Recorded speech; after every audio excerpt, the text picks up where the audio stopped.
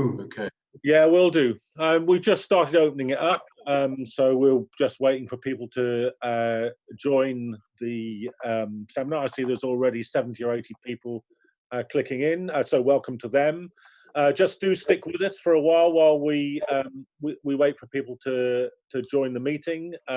Probably a few minutes time, and we'll get going.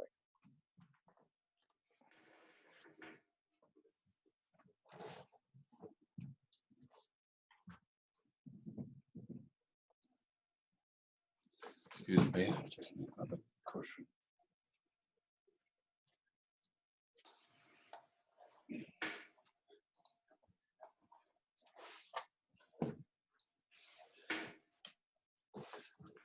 That's good.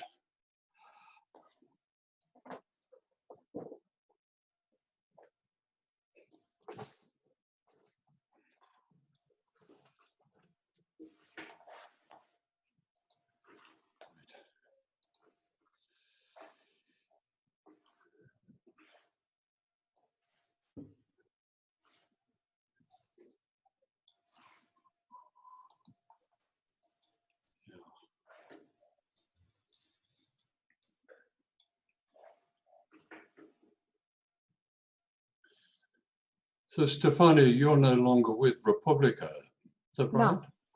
Yeah. Yeah. I left.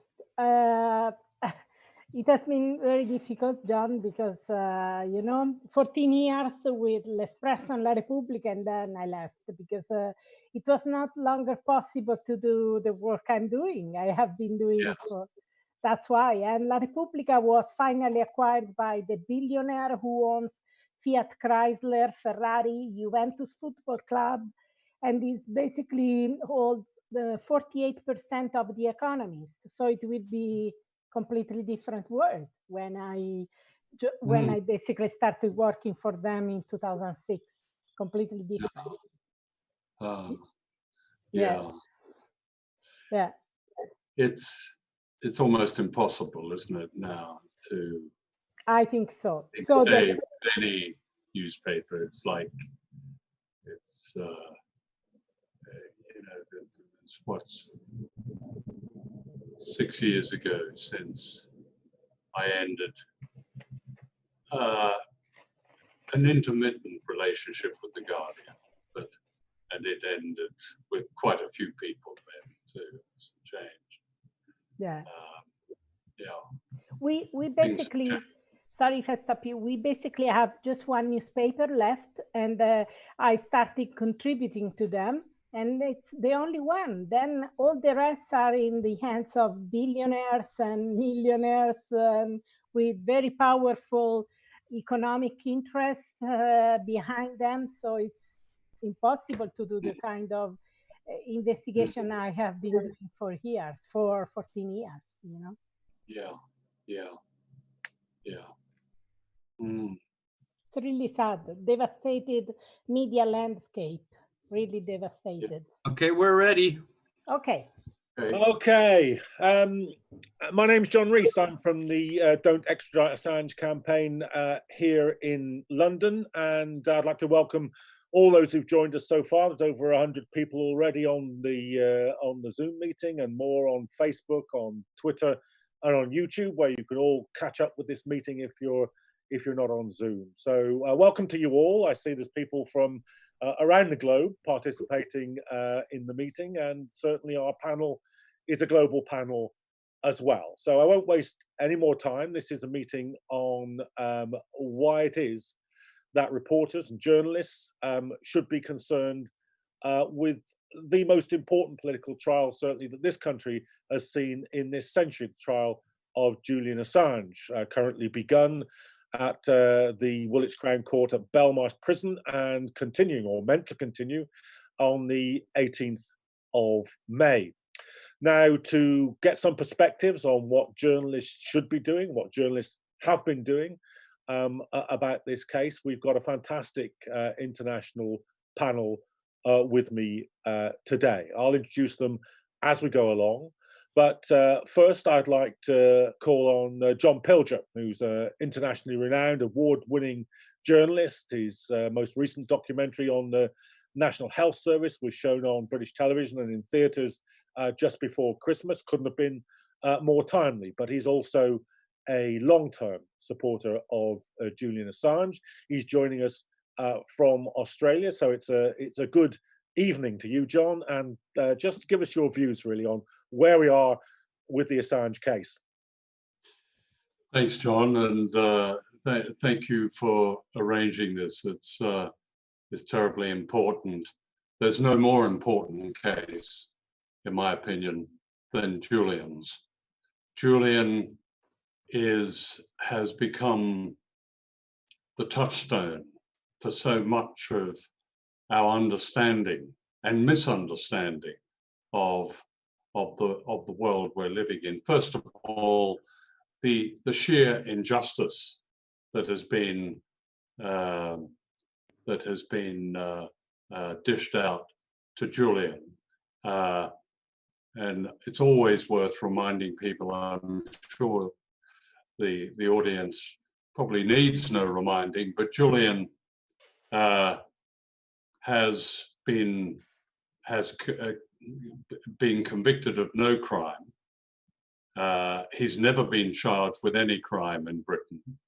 He is in a prison that caters for some of the most serious cases. He is a remand prisoner, and his situation, as you said, is that his extradition hearing is due to start in May, though that's probably unlikely under the present circumstances. But the very nature of this extradition hearing is what makes this so outrageous. There are something like 17 charges in an indictment that itself is concocted. All but one of these charges is based on a 1917 law in America, the Espionage Act. The Espionage Act was hurriedly passed by Congress in 1917, near the end of the First World War, as America entered it, to deal with dissent, to deal with anti-war dissent. And there was a lot of dissent during the First World War in the United States against joining Europe. So in a way, it's quite appropriate. Here we have a law utterly political in every way, was meant to deal with conscientious objectors and to deal with those who were opposing the entry of the United States in the war, being used against Julian Assange, whose only crime is journalism. And Julian's, and of course I use the term crime ironically, Julian has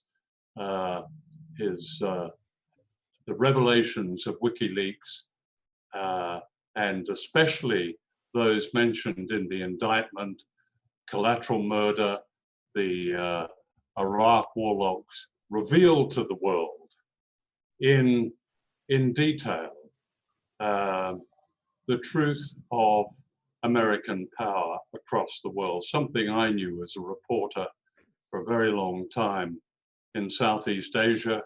The kind of atrocity that was committed by the Apache helicopter was not uncommon in Vietnam, but we didn't have the kind of evidence that WikiLeaks produced.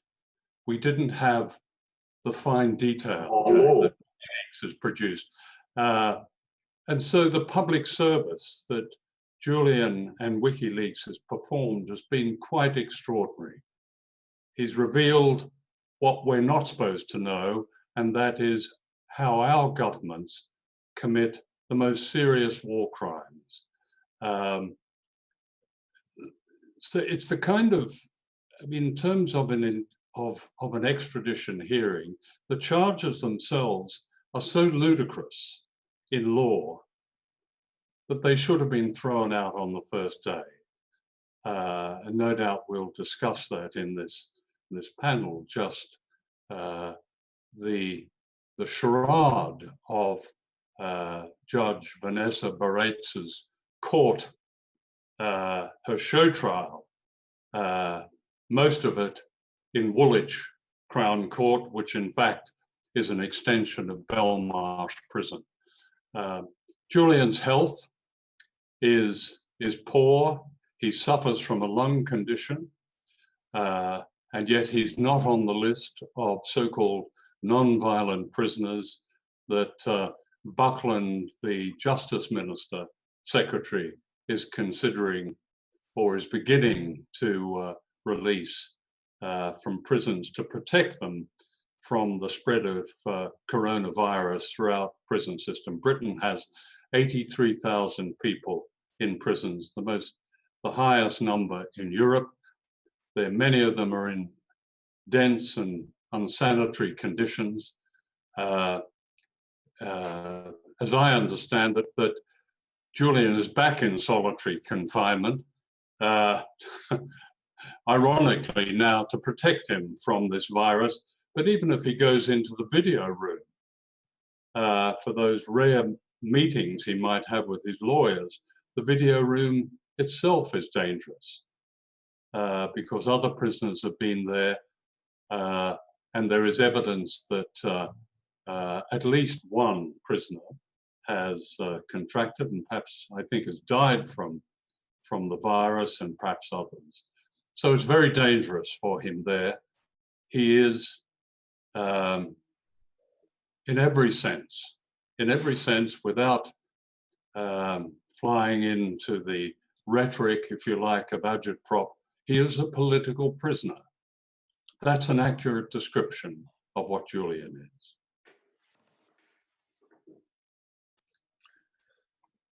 Okay, John, thank you very much for that introduction. And I'm sure we'll be pursuing many of the issues that you raised in the Q&A. I can already see questions coming in from our audience on some of those issues. But before we move over to you to ask those questions, I want to introduce Stefania Maruzzi, who will be well known, I think, to campaigners on the issue of freedom for Julian Assange. She's done some absolutely first-class investigative journalism, perhaps all too rare in the mainstream media these days. She's revealed a good deal of the truth of what we know about the run-up to Julian's extradition hearing, and we're very, very happy to welcome her to this broadcast today. So, Stefania, do give us your view about, well, I suppose specifically about what it is that you've been doing that's revealed some of the truth here that perhaps much of the mainstream media just doesn't really do.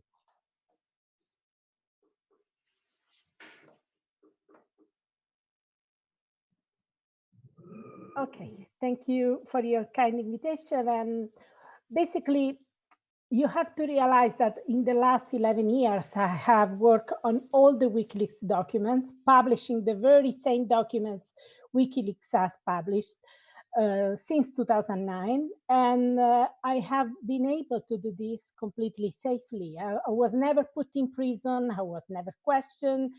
And so I feel the urgency to speak out and to use my safe position as a professional journalist to tell people how absurd and completely unacceptable this double standard, where I'm completely safe, and so are all of the media partners, some dozens of journalists from the New York Times to the Japanese newspapers, completely safe, completely happy. We got scoops. We publish gorgeous journalism thanks to Julian Assange, thanks to Chelsea Manning. Now we have been completely safe, and they are in prison. Chelsea tried to commit suicide 3 times. Julian has spent 10 years confined, and then now he's in a high security prison. He can die any moment if he gets infected by coronavirus. So I feel a professional and ethical duty to speak out and to use my safe position to tell people how completely unacceptable is this situation and how we have to take the street and act before it is too late. In 2015, when Julian had already spent 5 years confined, 3 of them in the embassy without even an hour outdoor. We give an hour outdoor to some of the worst mafia people who killed children.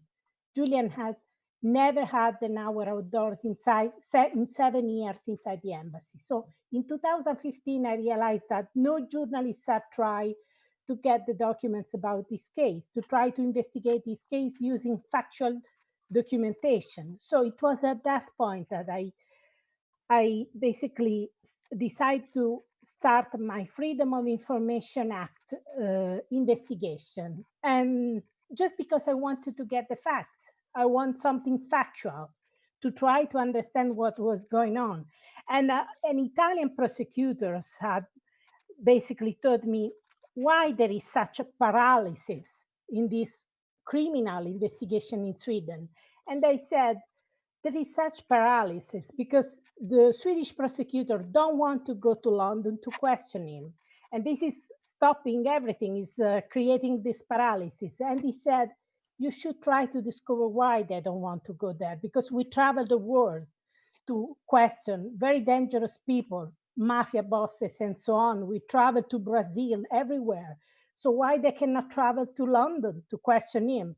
So it was at that point that I decided to file my Freedom of Information request in Sweden. And initially, Sweden was really collaborative.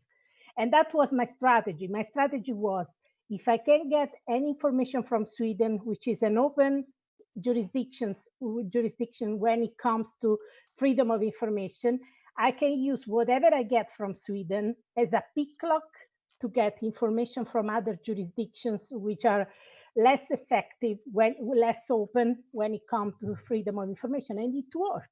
It worked because the Swedish authorities provide me very few documents, just 226 pages, but crucial, because thanks to these documents, it was possible to understand that the British authority were calling the shot in the Swedish investigation, which is very weird. What kind of special interest they have in this case, the Swedish investigation, considering that it was a Swedish alleged rape. So why they were calling the shot, what they were telling the Swedish prosecutors not to question Julian Assange in London, which is basically the decision, which basically the reason why there was this legal and diplomatic quagmire, the refusal to go to London to question him and to decide whether to charge him or whether to drop the investigation once and for all.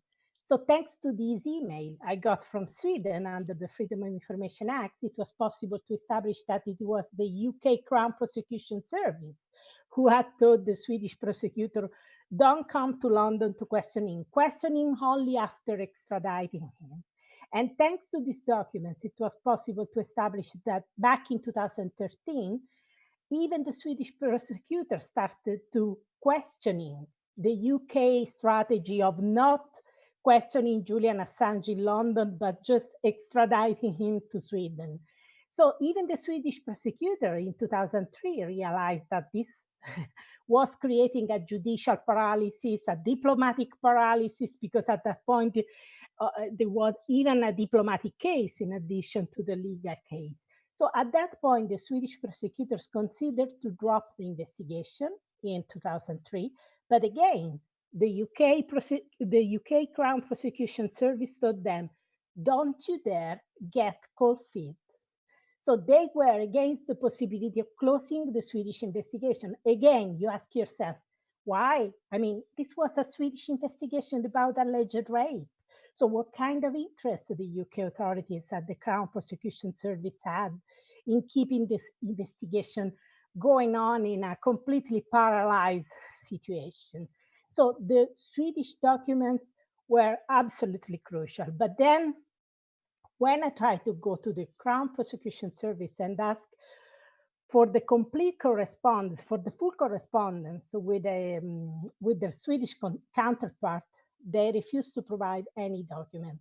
So at that point, I have to sue them, getting lawyers, and we went to the tribunal. At that point, a few weeks before going to the tribunal, appearing before a tribunal, they started releasing me some documents highly redacted, but these documents were really important. Why? Because thanks to these documents, my lawyers and I discovered that they had destroyed crucial emails about the case, because they were telling us, we did provide you all the documents we have, and we discovered gaps. So for example, there were no emails about the week Julian had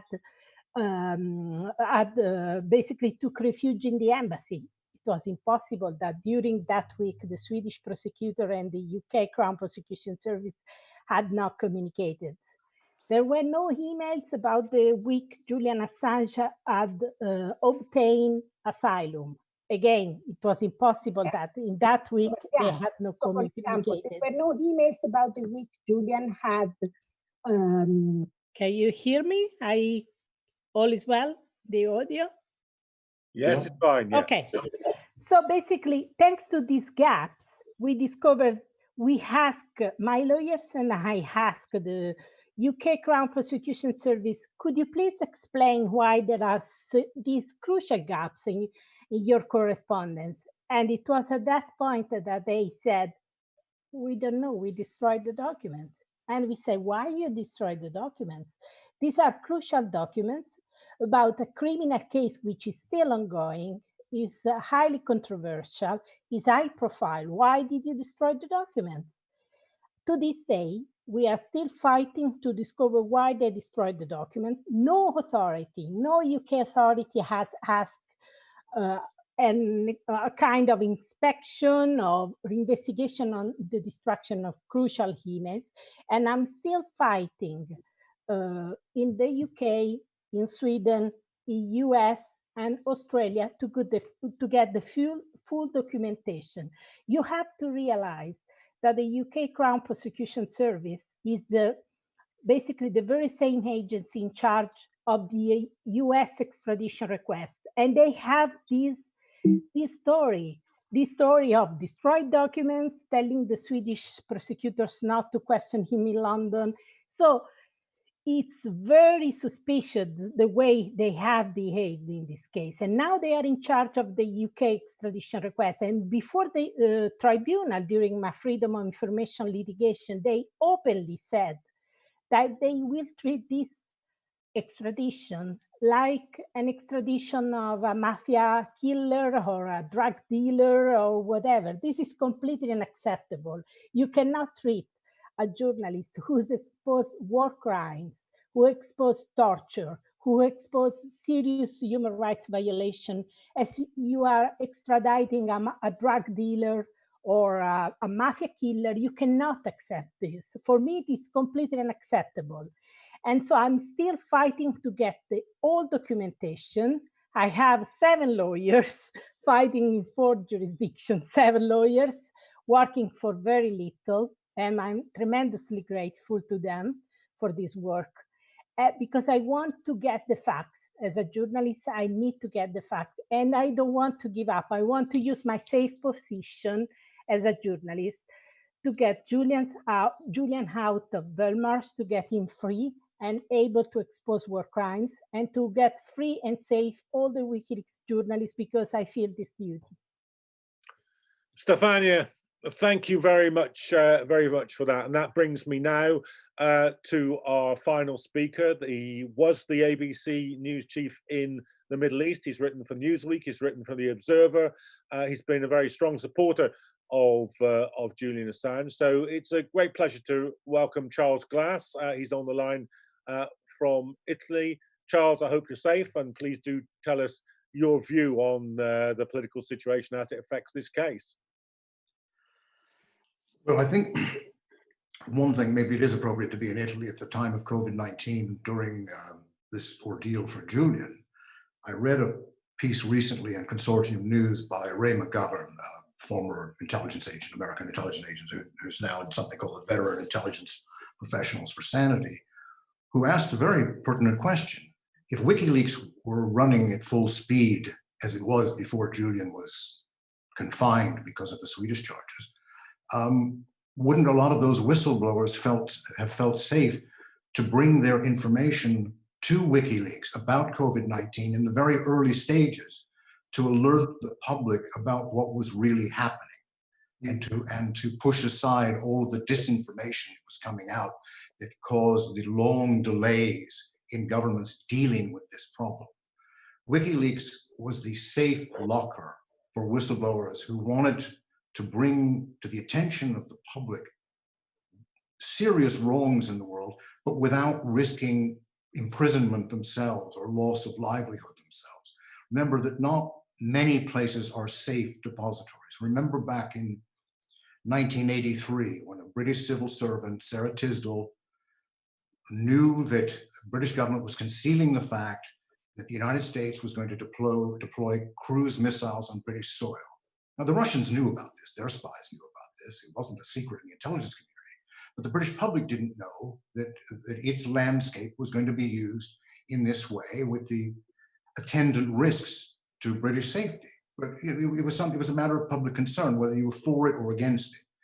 So she, as a conscientious civil servant, tried to bring it to the attention of her superiors who pushed it aside. So she took it to The Guardian.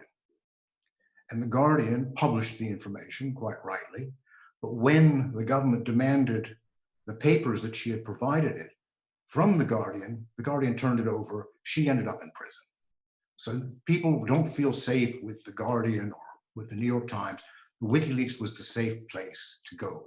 Now its work is being constricted because its personnel are working most of the time to try and save Julian's life, to try and prevent either his dying of COVID-19 in Belmarsh prison or being sent to the United States and spending the rest of his life, 175 years under the Espionage Act charges, the rest of his life in a federal maximum security prison with people like El Chapo, the drug king, and mass murderers, serial killers, in solitary confinement for the rest of his life, where he would probably die long before his natural life ran out. This fate for Julian, either in Belmarsh or in American federal prison, has to be avoided at all costs. And WikiLeaks has to stay up and running as this place where whistleblowers can safely tell us, the public, what's going on. And I think one of the terrible tragedies of this whole case has been the perversion of the British justice system in order to get one man. Stefania has brought out these documents which show clearly that this prosecution of Julian is political. He's not a criminal, that it was responding to American wishes, as it always does, but that it was willing to pervert the entire course of justice. The very week that Justice Barretzer sentenced Julian to 50 weeks for bail evasion, a man who had murdered someone and was on remand and had jumped bail was given 3 months. Now, how is it that an alleged murderer gets less time than a man who has not committed any crime? The whole thing reeks to high heaven, and the sooner it's dealt with, the sooner that Julian is released, the sooner that the British stop perverting their own justice system in order to please the US, the sooner all these things happen, the better. And the better for us journalists, because Julian is taking the hit for us. As Stefania said, newspapers around the world published the WikiLeaks documents, the New York Times, El País, The Guardian, et al. But they're not being charged because these are big, powerful institutions. So the one who will take the hit was the man who provided them with the documents that gave them their scoops, that gave them their journalism prizes, that gave them their headlines. And a lot of them are not coming to his defense, which is, I think, disgraceful. In any case, I'm rambling on, but that's it for the moment. Okay, Charlie, thanks very much for that. And one of the questions that's already coming up on the Q&A feed here, and please, if you're watching and you'd like to ask something, do just click on that at the bottom of your screens, and you can ask a question, and I'll try and get as many of them as I possibly can into the panel while we're on air. But we've got got about another half an hour, so we've got some time for those questions to be put and I hope answered by the panel. But let me just start off with this one, which, as I say, follows directly on from some of the points that Charlie made there. It's from Mick Dixon. He says, how can we put pressure on the media corporations to take this case up? I attended the Media Democracy Conference last year. It was packed. Many attendees must be working in some capacity in the mainstream media. They must have been there because they want to make an intervention somehow. How can we help them? And it seems to me that that's a really good question for a meeting about journalists and the Assange case. Now, Stefania, I'll come to you first. You said a lot about your methods of work. They obviously aren't the methods of work of quite a lot of mainstream journalists. What's your view? What's your answer to Mick's question there?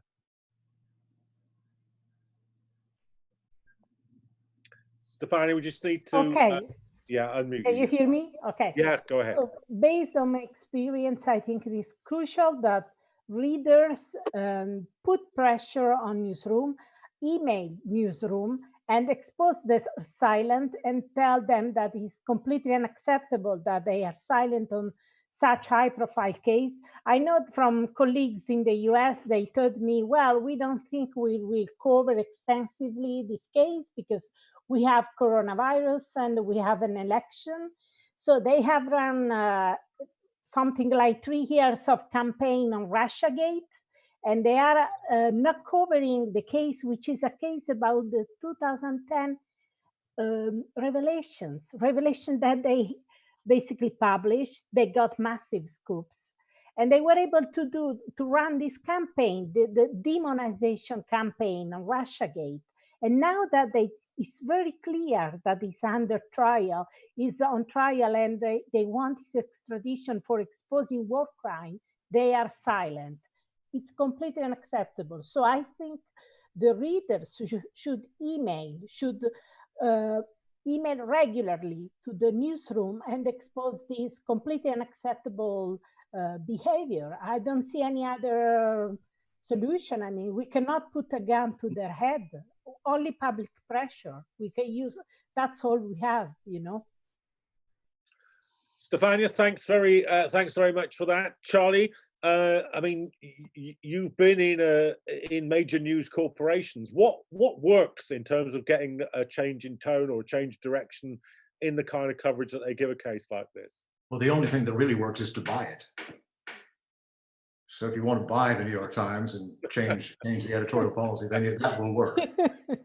Short of that, I don't know. At the moment, all journalistic organizations, the Reporters Without Borders, Committee to Protect Journalists, the journalistic branch at Amnesty, the National Union of Journalists in Britain, the Australian Journalists Union, and others have all come out in support of Julian and of WikiLeaks' right to publish. But the people who employ the individuals in these unions and organizations, the major publications and television networks, are not coming to his defense, and not even reporting it in the kind of detail that would be able to offset the huge governmental disinformation campaign against him. In fact, Stefan, if you want to do an interesting freedom of information request, try to find out the budget for the PSYOPs campaign against Julian in the United States and Britain. I would love to know the figure, because I'm sure it is huge. All the time we are reading sheer libel against Julian, things that are not even remotely true, that a lot of the public believe because this is being fed to the media by someone. And I'm sure that there's a huge budget for that purpose. And it's going to be very, very difficult to offset that. But I suppose the only thing is for the individual journalists who have used Julian's material, used the WikiLeaks material, to report this thing in detail regularly and to urge their editors to be fair. Okay, John, just let me, there's a subsequent question here come in, which is pretty much in line with this discussion so far. So just let me read that and then I'll come to you.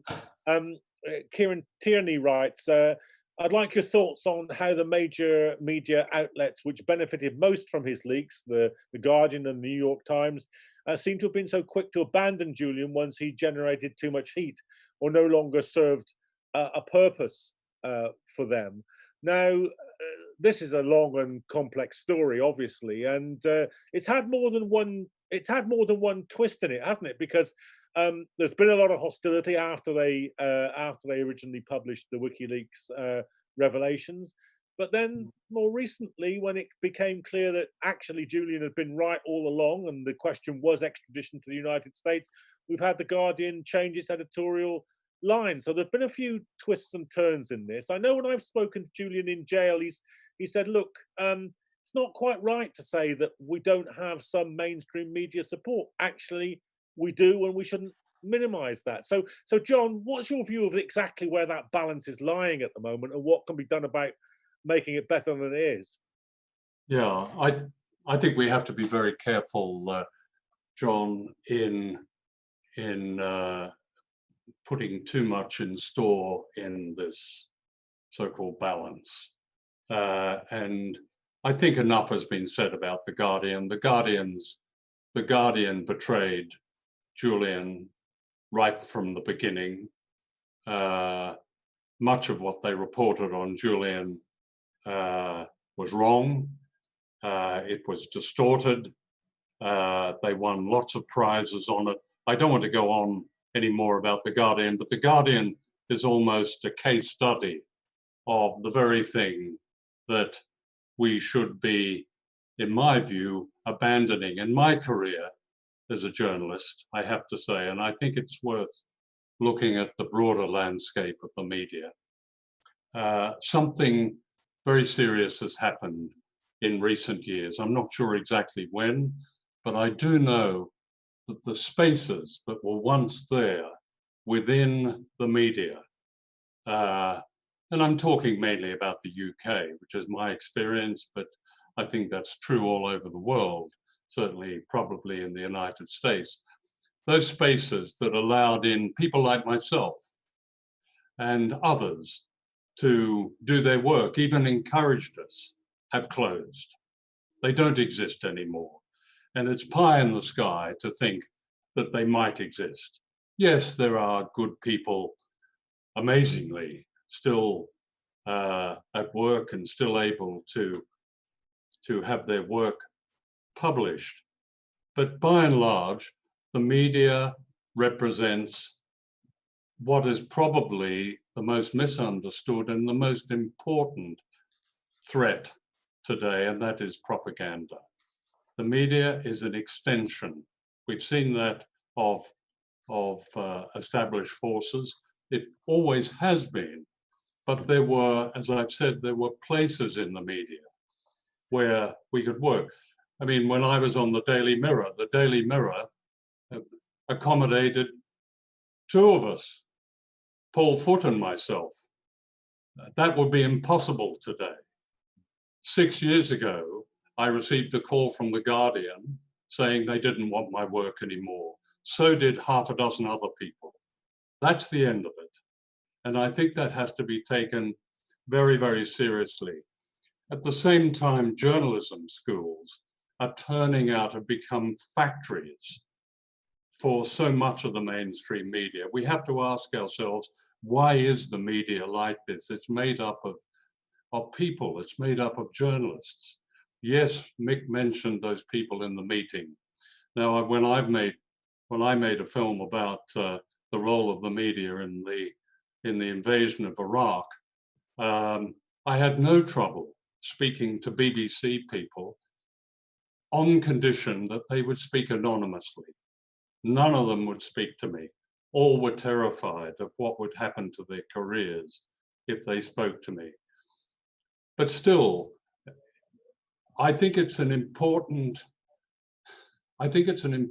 campaign as part of understanding, first of all, of freeing Julian, but also bringing some kind of freedom back to the dissemination of information, of understanding in so-called democratic societies, that there is a movement of journalists within media organizations. I think many of them are susceptible to understanding what Julian represents. Now it's actually very, very clear cut. Julian, as Charlie described so well, is on his way to the most terrible life, or the end of his life, in the United States because he was a journalist. And I believe that a lot of the hostility in the mainstream media is that Julian and WikiLeaks, by example, shame so much of journalism. WikiLeaks did what journalists should have been doing for a very long time. WikiLeaks produced more authentic scoops than all the journalists combined. And it set in motion a kind of, it was almost as if Julian and WikiLeaks was revealing what the media had become, this closed shop, this agency of power instead of an agency of people. And that's something I think we really have.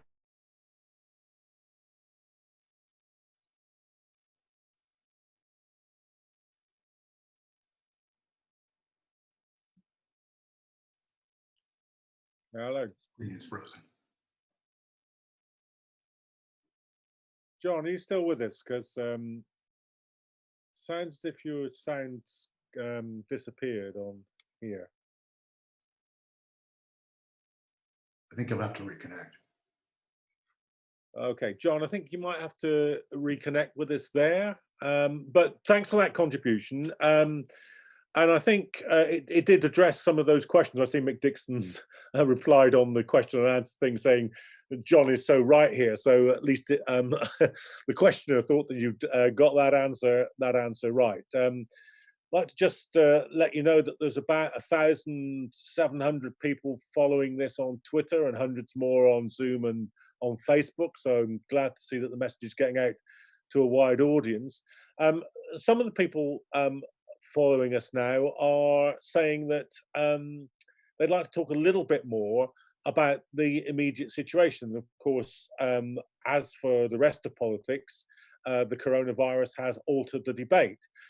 Here in Britain, there's a very extensive debate has blown up about the way in which the government is treating prisoners altogether during this crisis. And I have to say that rather like the government's whole response to the crisis, its response to the plight of prisoners has been particularly bad. It's been promising for weeks now to release at least some prisoners in order to lessen the chance of infection in prisons. Prisons, of course, as Julian's QC Ed Fitzgerald said when they made a bail application for him, are petri dishes for the spread of the coronavirus. The government has been promising to release large numbers of low-risk prisoners.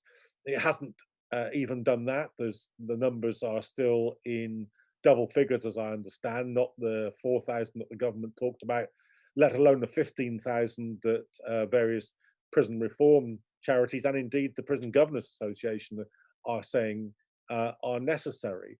So I'd just like to get perhaps to go back to Charles Glass, just to have your view about this. We're all speaking from lockdown, of course, and you mentioned Julian's condition.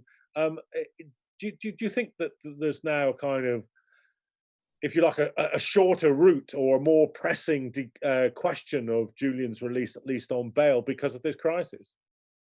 Well, clearly because of this crisis, he shouldn't be there at all. I mean, I'm as an old libertarian and a former prison visitor, I'm against people being put in prison for victimless crimes in any case. Julian, there are no victims to Julian's alleged crimes. He doesn't belong there. That's first.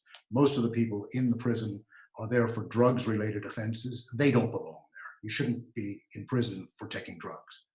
You should be either at home taking your drugs or on a rehabilitation program, but you're not a criminal. So if you were to deal fairly in the justice system, you wouldn't have an overcrowded prison. You wouldn't have the highest prison population in Europe. But these are fundamental questions that should have been addressed long before this crisis, in which case there probably wouldn't be such a crisis in the prison system. But I mean, there seems to be a lot of hope about that COVID-19 will make us reconsider all of our priorities and the world will be a better place when it's all over. I doubt it. I think it'll go on pretty much the same way. I mean, if the First World War, when tens of millions of people died basically for nothing, didn't change anything, I don't think this will change anything either. Although I would like to think that it would. It is time to look at the whole prison system. It's time to look at the under-resourcing of the National Health Service, which should have been dealt with when the austerity program began, and it should have been stopped. The efficiencies that were forced on the NHS, efficiency meaning you only keep enough supplies for the day so that you don't have a large inventory piling up. Well, we see where that has led. It's led to health workers catching the virus because they can't be protected. There are lots of fundamental questions that this has thrown into relief, but which were always there, but were not being dealt with. I don't know that they will be dealt with later. Stefania, let me put that issue to you as well. I mean, well, both issues really. The immediate question of Julian's safety in prison and what can and should be done about that, but also the issue that Charlie raised there. I mean, if there were ever a moment when an organisation like WikiLeaks were necessary, trying to get transparency out of government institutions about the coronavirus crisis is surely it. Absolutely. I mean, and first of all, you have to realize that I feel the urgency to speak out about the situation precisely because of this coronavirus crisis, because I see an imminent risk, Julian Assange, because we know how bad the prison, he was not getting proper treatment even before. You can imagine now that there is such massive crisis and resources are very limited, and there is no chance to know what is really going on. If you try to file a freedom of information request in these days, it's highly problematic because they are busy with all sorts of people, all sorts of matters. So it's a real black hole, and in this black hole they can do whatever they want. And I'm sure it will be very convenient for the UK authorities if Julian died out of coronavirus. No man, no problem. They will have not to face the problem of extradition and so on. So how convenient it would be for them. So I'm actually terrified about this situation. I'm actually terrified, especially if you consider how cruel they have been. I mean, if you go through the documents, the Freedom of Information Act documents I obtained from the Crown Prosecution Service, you realize they never ever had any concern about this man inside the embassy, not allowing him to get treatment at the hospital, losing weight. How cruel his situation. And this cruelty is going on. They said, we won't release him because he's not serving a sentence. You know, they are not releasing him because he's not getting a sentence. This is completely mad. You should release people who are not serving a sentence, you know, and you should keep the very dangerous criminal in prison, or you should be careful they don't damage people. How mad it is admitting we are not releasing because he's not serving a sentence at all. That's completely mad. If we had serious media, they would destroy authorities like this. They would protest. They would say how absurd it is, all this situation. You have to realize that when the Russian journalist Golunov was arrested, the Russian journalists basically tried to protect him. They spoke out. They basically came out. They stood in solidarity, and it worked. So even the Russian journalists behave better than the Western journalists in this case, you know, because they stood in solidarity. And I'm sure if all the journalists who have worked, even just those who have worked on the document, speak out, I'm sure this case will be out in a few months. He will be out in a few months because they are putting him in prison for life for revealing war crimes. How can you accept this? I mean, it must be possible in a democracy to publish war crimes and to be free. This is what the freedom of the press in a democracy is supposed to be. You know, it must be possible. This is why I'm so obsessed about these cases, because it goes beyond Julian. It goes beyond WikiLeaks. I want a society where you can expose war crimes and you can be free and safe. And I want to contribute to create this society through my journalism, because if you cannot expose war crime and be free, what kind of freedom of the press you have? You know, you have the freedom of the press where you have the leaks, those approved by the government. We know that they publish, the New York Times, the Washington Post publish the leaks all the time, and they are authorized leaks and they never have trouble. And where you don't have unauthorized leaks, unauthorized disclosures revealing war crimes, that's where you get in trouble and you have your life destroyed. So I want to fight for this reason, even beyond Julian, even beyond WikiLeaks, because I want to contribute to create a society like this.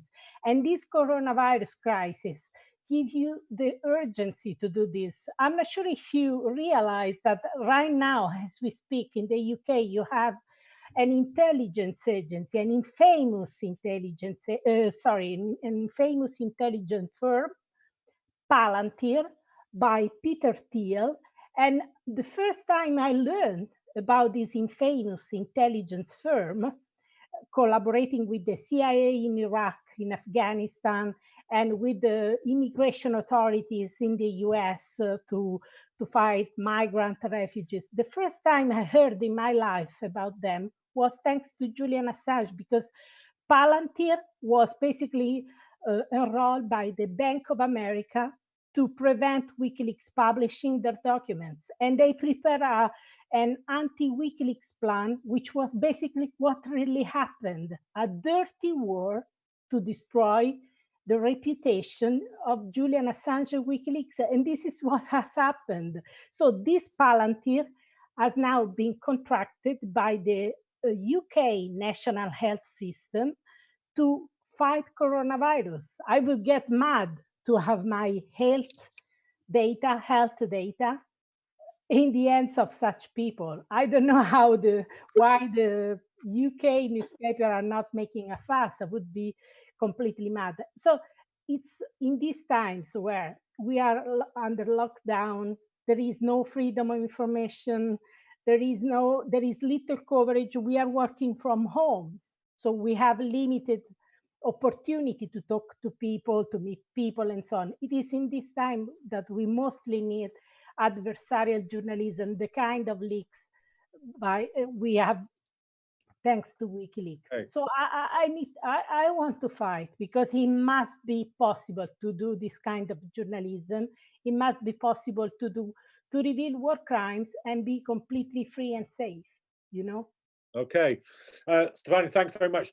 John, let me come to you. There are some journalists, I think now, even some mainstream journalists actually, very concerned about the fact that Julian's trial is planning, or the judge plans for it to reconvene and go ahead on the 18th of May. Now, there's a requirement in this country that justice be seen to be done, that it be public justice. But what many journalists are saying is that it's difficult to see how that trial can be opened again in Belmarsh Magistrates Court just 9 days after the government has said that it's going to begin ending the lockdown. Now, we don't even know if the government can stick to that timetable. It hasn't managed to do so far. In your view, can there be a continuation of this trial which is fair under these conditions? John, I think it's a wider thing there. And before, I mean, the Guardian must have shares in Zoom, I think, before I was lost. But it's about journalism. And I accept that those two mainstream journalists you're probably quoting out of all the thousands that have remained silent during Julian's ordeal might be raising this question. But we're talking here about journalism. There should be, journalism is often rather romantically called a fourth estate. There should be a fifth estate now. It's no point, the idea that we should be somehow joining up with a mainstream media, which is closed as far as Julian's case, if anything proves that the mainstream, so-called misnamed mainstream media is now closed to being a true media, it's Julian's case. There has to be a movement of journalists, and they can be journalists, as I think Nick's question brought up about journalists in particular who are prepared to go to public meetings, who are prepared to show their faces. But journalists have to speak up. That, in my view, that should be the message from this meeting. All journalists, wherever they are, for whom they're working, they need now to speak up, because the whole thing is so rotten. This what you've just raised about the court case starting 9 days later. Well, we both know that it's almost impossible for Julian's lawyers to have proper discussions with him. He doesn't have he's not given the facility, the time. For months he wasn't given the time. Even on the way to the court in late February, he was carrying court documents. They were taken from him. The whole thing is a farce. And it's only journalists acting as journalists playing what is basically a traditional role. What that journalists right from the beginning, when they were agents of people, not power, that has to be returned to that. But the old fourth estate should be abandoned, and there has to be a different movement of journalists. Around the Julian Assange case, that's incredibly important because it's so urgent. But also it affects them, as I think you pointed out at the beginning. It affects all of them. If they're allowed to put Julian away, they can put anyone away. The intimidation is such that, and I can't remember who of us raised this question. I think it may have been Stefania, but all the questions raised about this coronavirus, the way it's been treated by, stand up in front of lecterns which have written on it, protect the NHS, when they've spent decades, they and their cronies, destroying the NHS. You know, how much of this do we take? How much of this do journalists take without speaking out, without investigating it? Hancock talking about personal protective equipment, one lie after the other. The same with Michael Gove talking about testing per month, one lie after the other. Now, why hasn't there been the kind of journalism that have held these people to account during this coronavirus crisis? I would suggest a lot of it has to do with their own fear that what has happened to Julian, even if it's subliminal, what has happened to Julian might happen to them. That has to end. Journalists are either going to be real journalists or not at all. That's a terribly important thing, and it should be said to young journalists, those who come into the craft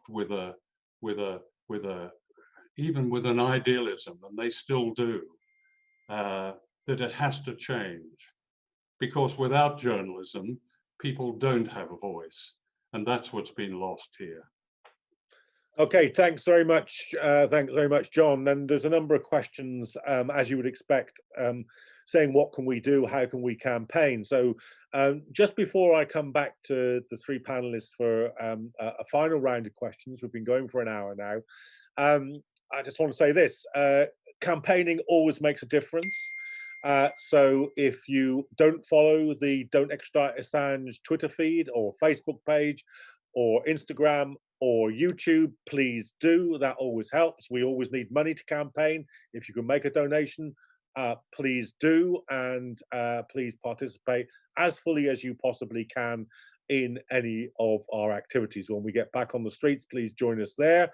But in the meantime, do share this. The last time we did a broadcast like this, it was seen by some 80,000 people in the 24 hours after we made it. That's pretty much coming up on the Guardian's daily sale at the moment. So don't lose faith in the ability of social media to play a role here. So that'll be the last word you hear from me, apart from to say goodbye to you all. Thanks for watching. As I say, there are thousands of people watching this broadcast. But just to wrap it up, I want to go back to the panelists and ask them this. We've talked a lot about Julian's plight, and it's certainly a serious one. But the question I want to ask you now is, what will be the condition of journalism if the American government is successful in extraditing Julian Assange and is successful in prosecuting him? What would that mean for the practice of journalism? Charles Glass, let me come to you first about that. Well, I think more than the practice of journalism, it'll be the safety of people like Chelsea Manning or Sarah Tisdall or Clive Ponting, if you remember, or Daniel Ellsberg, the people who bring information to journalists, either directly or through WikiLeaks. Where will they go? Whom can they trust when they see the man that was protecting them and bringing their information to the public, seeing him behind bars for the rest of his life, and not even defended by his colleagues in much of the media? I think that'll be a bigger problem. Much of journalism today, in any case, if you pick up a newspaper or watch a broadcast, 75% of it is about fashion and actors and the Kardashians. Very little of it is serious news reporting. So I don't think the effect on journalism as it is practiced today will be as great as the loss of potential sources for the serious information we need to make decisions about our lives. Stefania, just give me a brief summary answer about where you think journalism will be if we don't win this. To be honest, I think it will be devastating, because it will set a devastating precedent where you cannot expose war crimes, neither as a source like Chelsea Manning, and nor as a journalist. Because don't forget, you can do journalism, great journalism, if you have great sources who take huge risks, but also great publishers. If you don't have good journalists like Julian, like WikiLeaks, who have the guts to publish this information, you can have the fantastic source you want. The information will not come out in the way he should be. So if they can destroy Julian, if they can destroy journalists like Sarah Harrison, let's not forget her name, who flew Hong Kong to help one of the biggest journalists of all sources of all times, Edward Snowden. If we not can have this, well, why to do journalism if you cannot expose war crimes and torture safely? I mean, what's the purpose of journalism? John, last word from you. Well, I don't think it make any difference whatsoever. I think journalism has changed. It's been silenced. It's been silenced from within. There's been a sort of defenestration of the best. The best journalists are always those who go against the grain, who are mavericks. People like Charlie and Stefania and others, great investigative journalists like Seymour Hersh now, can't get published in the United States. People have been thrown out. So journalists, those who want to be journalists, those who understand how important journalism is, have to make the changes themselves. That's where the campaign should be heading. Yes, undoubtedly the mainstream media has great power. Of course it does. And persuading them to be something that they're not may be a noble cause, but I think it's rather a lost one. We have to change journalism itself. John Pilger, Stefania Maruzzi, and Charles Glass, thank you very much for being with us. I can see from the comments that people are deeply appreciative. Wonderful contributions from Stefania, Mr. Pilger, and Charles. There's Anthony Walsh, and there's a number like that. So thanks very much for being with us. To the rest of you watching, thanks for joining us. I've really only got this to say. Do remember the words of Steve Biko, the great anti-apartheid activist, when he said the most powerful weapon in the hand of the oppressed is the mind of the oppressed. So don't ever think that sharing a video like this, or signing a petition, and there are ones on the DEA website, or writing to your MP, or participating in a protest, never think that it doesn't matter. That's the thing that's sustaining your freedom. It'll be the thing that ultimately wins Julian Assange his freedom. So stay strong, stay organized, and thanks very much for joining us. Thank you. Thank you. Thank you.